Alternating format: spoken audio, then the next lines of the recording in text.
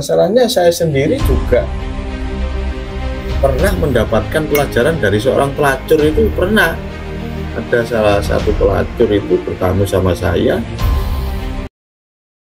Masalahnya saya sendiri juga pernah mendapatkan pelajaran dari seorang pelacur. Itu pernah ada salah satu pelacur itu bertamu sama saya, meminta barokah katanya, supaya tamunya rame gitu. Nah, itu masa-masa dulu waktu saya terjun di supranatural waktu itu.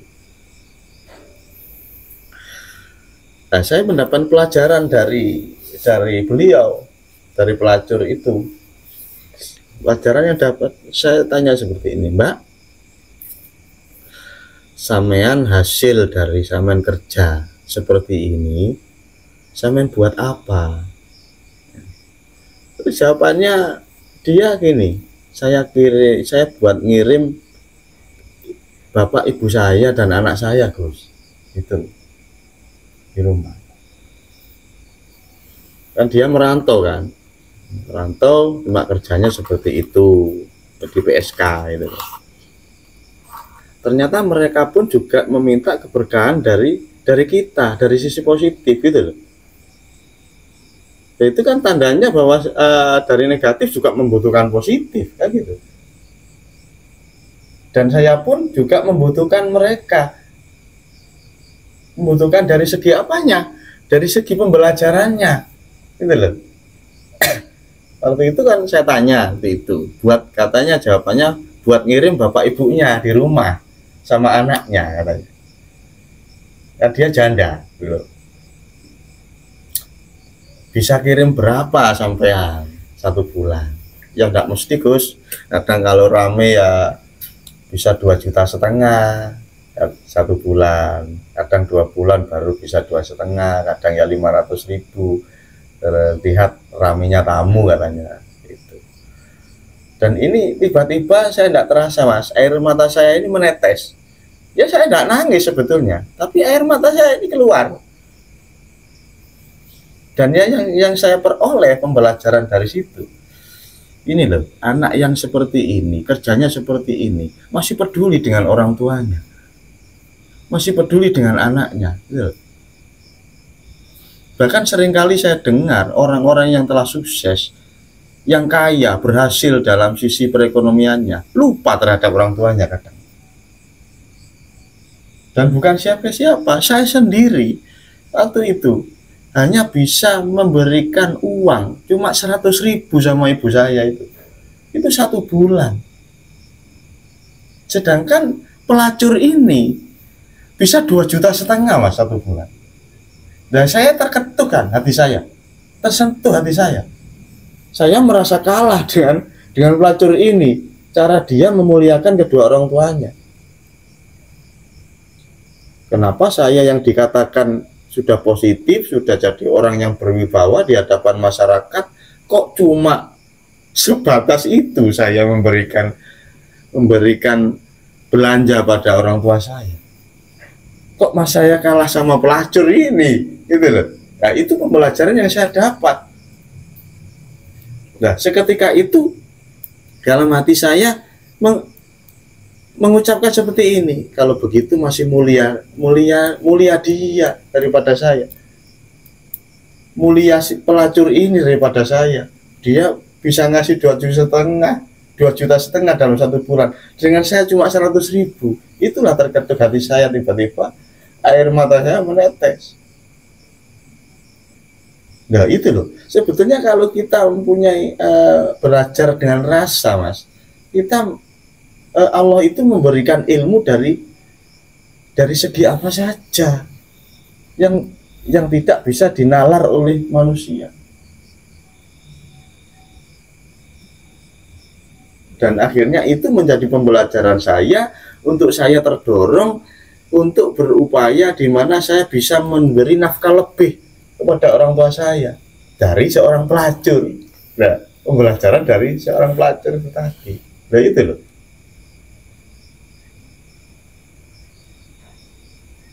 Bukan berarti saya kalau begitu saya melacur aja, ya enggak gitu maksud saya, enggak.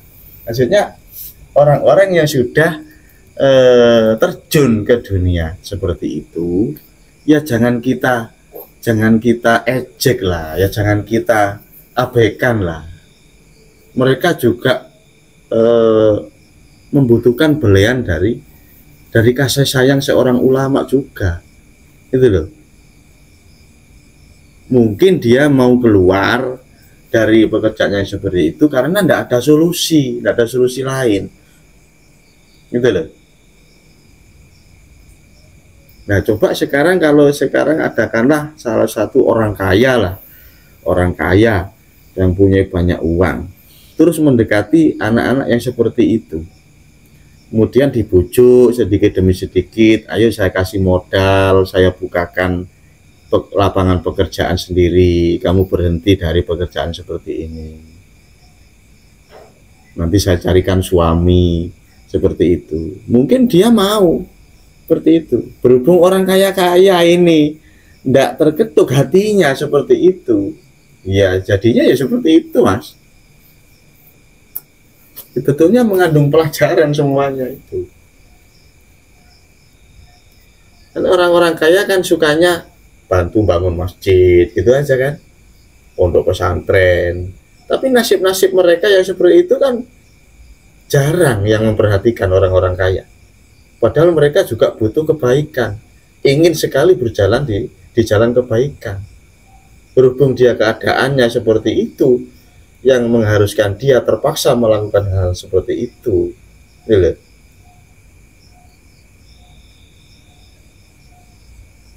Jadi saya lihat orang kaya-kaya cuma bantu anak yatim, ya harus memang bagus, bantu fakir miskin, itu malah jarang sekarang.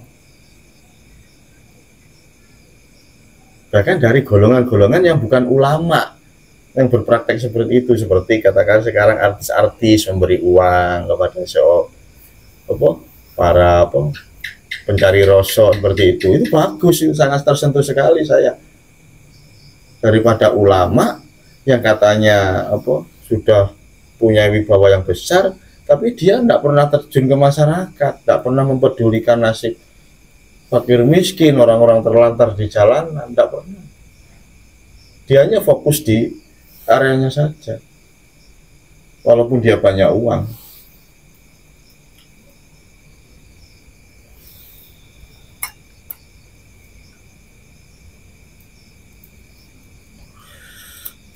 Makanya yang saya cita-citakan kan, harapan saya kan ke depannya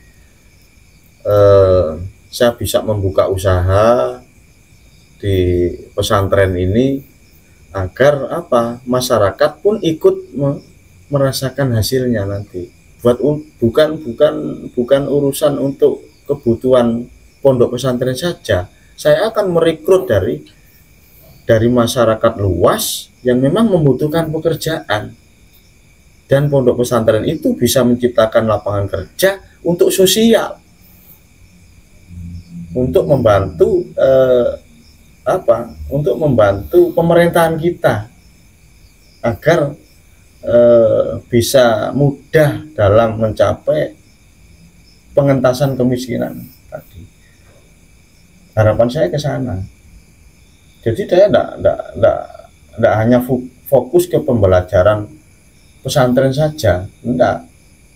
Saya harus bisa membagi untuk praktek itu tadi, bismillah itu tadi, kasih sayang terhadap sesama itu tadi. Saya ciptakan lapangan pekerjaan, nanti masyarakat saya bekerja, bisa mendapat penghasilan dari usaha pondok, yang akhirnya nanti bisa mengayomi atau membantu perekonomian masyarakat.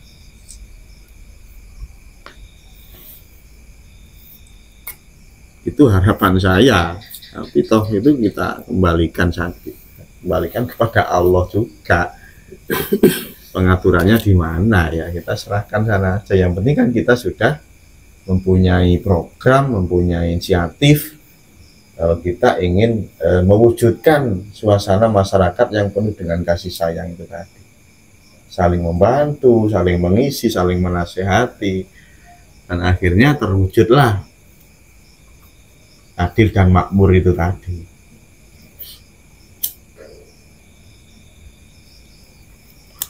Banyak pembelajaran dalam kehidupan ini. Kita sudah bisa menyelami lautan tauhid itu tadi. Nah, itulah peranan negatif yang harus kita pahami, bukan maksudnya. Makanya kalau sering ada di pertemuan majelis itu sering kala, khususnya majelis taklim yang berkaitan dengan tauhid, oh ini kan sudah kehendak Allah, saya berbuat seperti ini aja enggak apa-apa, oh ini kan juga Allah juga lah. Sering kali ada jamaah yang seperti itu. Nah itu di mana cara mencikapinya? Ya benar kalau itu memang betul-betul kesadarannya itu Allah, gitu. Tapi saya rasa menurut pengalaman saya tidak seperti itu. Jangankan berbuat seperti itu, Mas. Ketika kita sudah terlena dengan keindahan lautan takdir Allah ini, kita sudah lupa, Mas. Jangankan mau nikah lagi, sama istri sendiri aja lupa kadang.